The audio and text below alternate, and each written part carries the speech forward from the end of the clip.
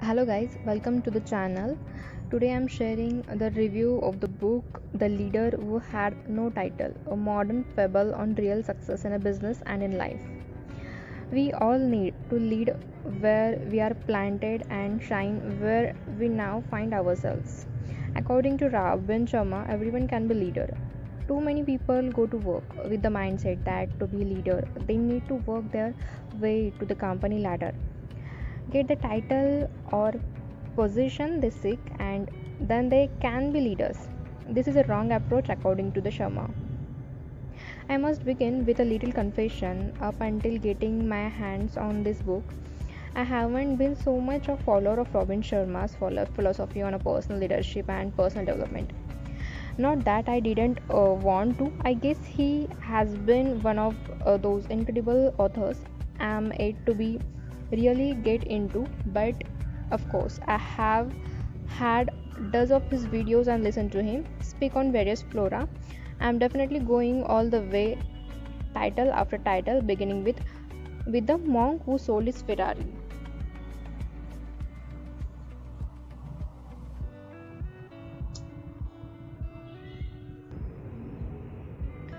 That said, The Leader Who Had No Title is truly a modern fable on real success in a business and in life. It advocates a philosophy that crushes the conventional thinking that to be a leader and effect real change, you must be sitting on some exalted position. While that holds water in a way, it's absolutely not true when viewed from Sharma's 2020 perspective.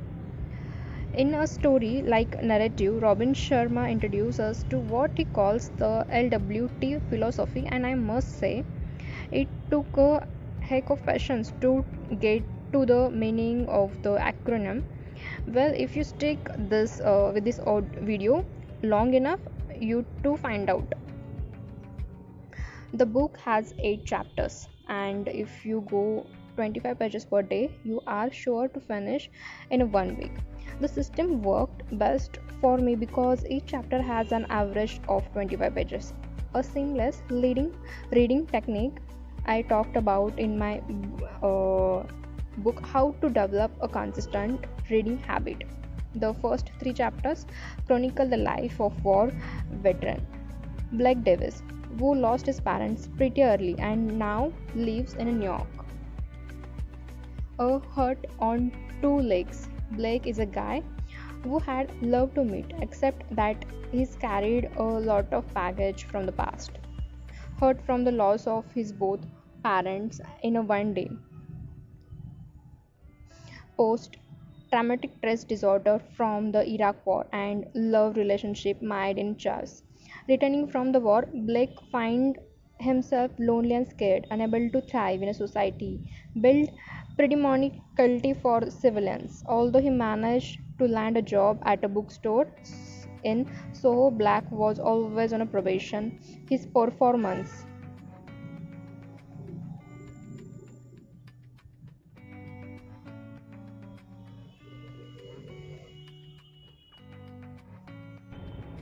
His poor performance at work doesn't going down well with his employer, who only kept him because of his seeming popularity with the customers. Not only that, Blake's love for books was all that kept him in the job.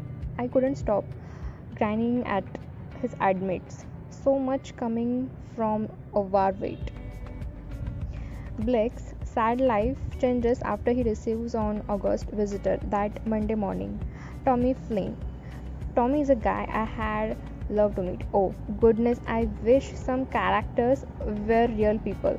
The 77-year-old wasn't looking all dapper as you may think, but this guy who works at the book company HQ has been ranked the number one employee for the past 5 years straight. He's even been offered a seat on the board and a position as a vice president, but turned it all down. Nevertheless, he has smart to accept the huge official benefits, including a trip to Caribbean. Plus, Tommy gets to sit on the recruitment committee and share regular breakfast with executive team, exchanging ideas on company strategies. Here's what he tells Blake. Beside his business card going something like, don't you just love this guy already? In the chapter that followed, Tommy takes Blake through an incredibly transforming journey of paradigm shift. Blake gets to meet the four teachers who had mentored Tommy into the mindset that's qualified him to run for the annual Best Bookseller in America award for 5 consecutive years. So, just before I get wound up in the story, let's see 5 lessons you can learn from this awesome book. You need no title to be leader. The leader without a title, LWT philosophy, democratizes leadership in such an incredible way that it makes you realize just how personal leadership can be. Our fast changing world has proved the obsolescence of so many ideas we used to have about leadership.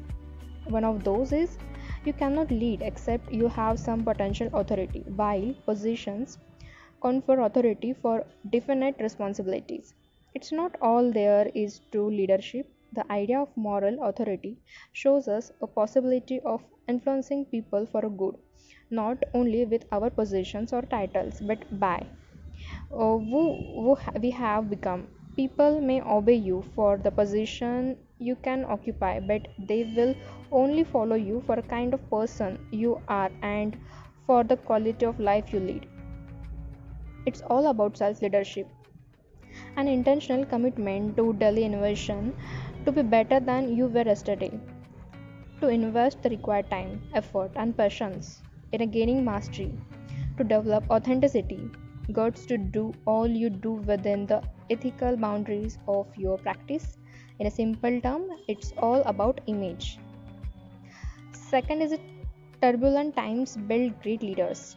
This part talks about the dynamic of impressing change and not being carried overwhelmed by it. Truth is in business and career.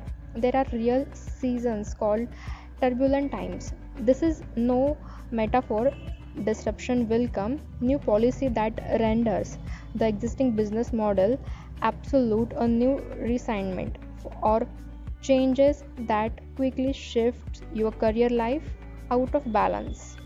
For most of us, we tend to think to sink into survival instincts, and that's not a bad thing, you know.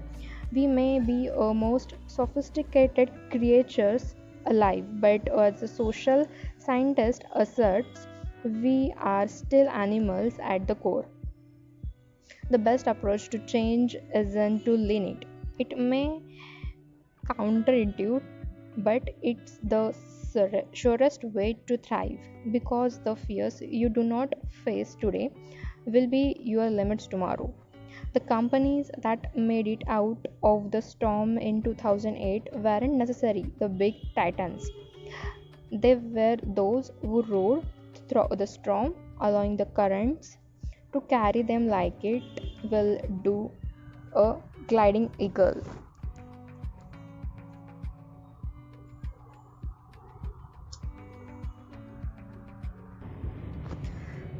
Third, the deeper your relationships, the stronger your leadership. Here I learned that at the core, the highest psychological need of every human is the need to feel loved and valued and appreciated. Your employees are the first human beings before they are employees. Your friends are the first human before they are your friends.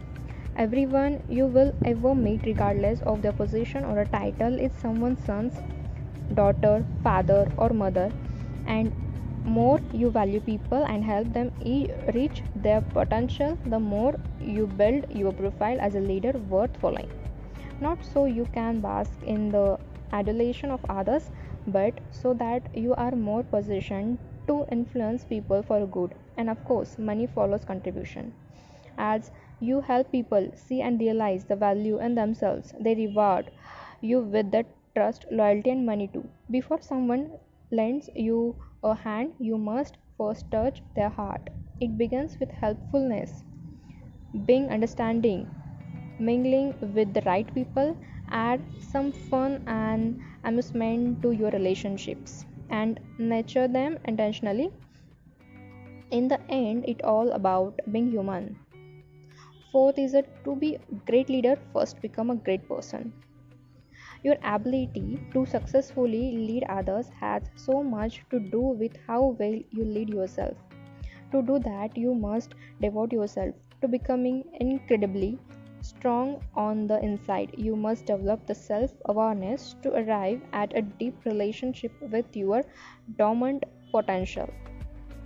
Becoming a great person involves doing the inner work required to enrich your character, purify your intentions, and multiply your results. It also involves doing the hard work to keep your health intact. In a world that continuously chases external positions to validate their success, only a few realize that the real treasures and value of a human being are seated on the inside, not everywhere else. Who you become is far more important than what you own and will ever own. The fortitude to recognize our worth and make the investment to grow, that is what differentiates us, the player from a mediocre. Truth is, it isn't just not a possible to grow on the inside and no see the corresponding outward results that's all follow. And its basic form, greatness is an inner event with outer consequences.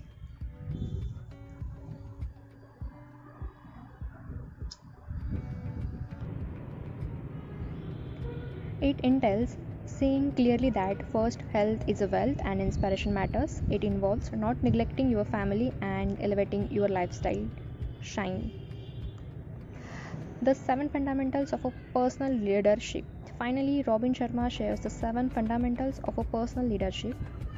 First is a learning, reading from books and listen to audiobooks on excellence, wellness, relationships, and personal development. Second, affirmation. Consistent repetition of positive statements about your future is one of the single best way to rescript limiting beliefs in your mind. Third one is a visualization. Your mind works through imaginary. Always envision yourself realizing your highest goals, living your best, impacting more people. 5. Journaling. Writing about your thoughts, dreams, feelings, hopes, ideas, and convictions is a great way to grow in a self-awareness. What are your deepest frustrations, fear, and concerns? Committing these things to write not only help you find out, it help you get creative about turning your fears into advantages. Goal setting. One way to experience consistent progress in life is to set goals for yourself and exercise the discipline to follow thought.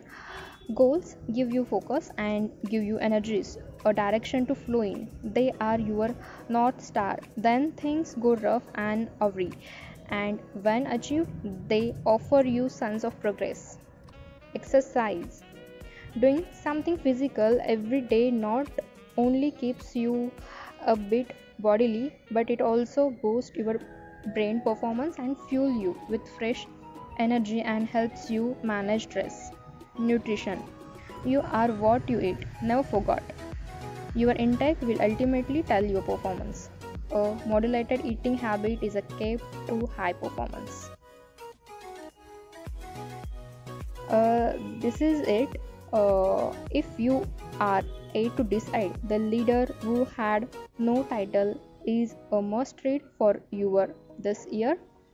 This incredible book will not only spur you to productive living, but it will also give clarity to your success journey both now and in years to come. Perhaps the most touching part of this book is Tommy's demise.